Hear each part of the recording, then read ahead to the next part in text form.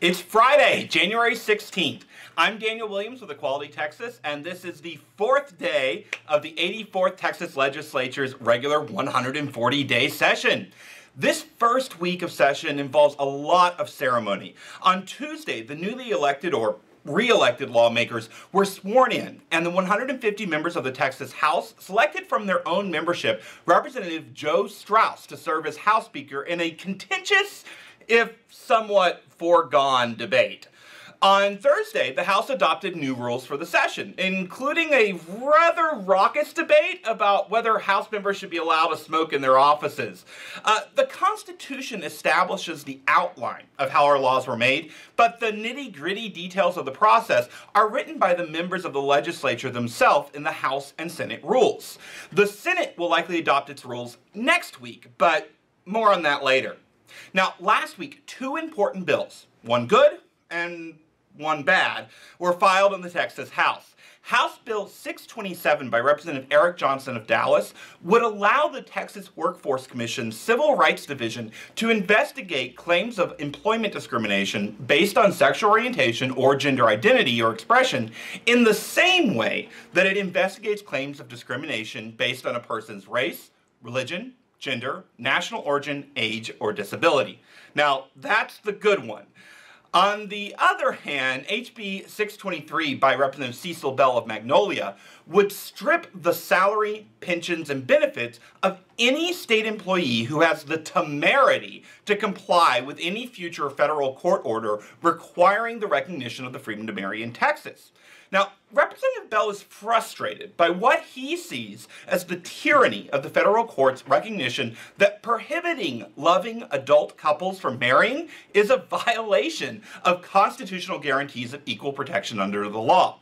Now, given the Honorable Representative's confusion over the role of the federal courts, I've purchased a little present for him. This is a freshman-level government textbook. And if we turn to page 51, there's a handy little chart here showing the systems of checks and balances that the framers created to ensure that no one branch of government could grab complete control. Now, see right here, the legislative branch, that's the part of the government Representative Bell belongs to, can pass laws. But the judicial branch may review those laws and, if they're in conflict with existing constitutional protections, find them unconstitutional. Now, that's not tyranny. That's the way the framers intended the process to work. So I'm going to mail this to Representative Bell, just so he can have it on hand for future reference. And of course, I recognize Representative Bell isn't likely to see this, so it's very important that you call him. Now, you can do that at 512-463-0650. Now, next week, the Senate is likely to take up their rulemaking process. One key contention will be whether to change a rule that requires 2/3 of the 31 senators, or 21, to agree for most legislation to pass during the regular session. It's likely that this long-standing tradition will be replaced with the model used by the U.S. Senate in Washington, D.C., a 60% threshold, or 19.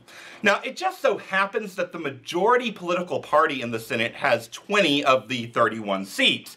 But partisan considerations aside, this change will make it easier for issues that don't enjoy universal political acclaim to reach the Senate floor.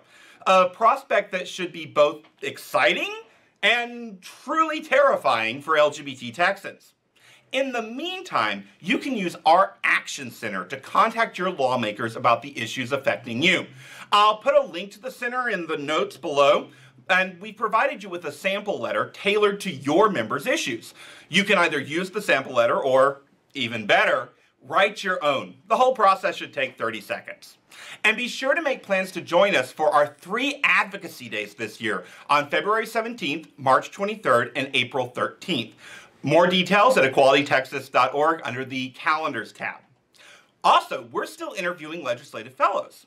If you know a recent college graduate who's interested in learning more about the legislative process and can commit full-time through June 2nd, have them contact me at danielwilliams@equalitytexas.org.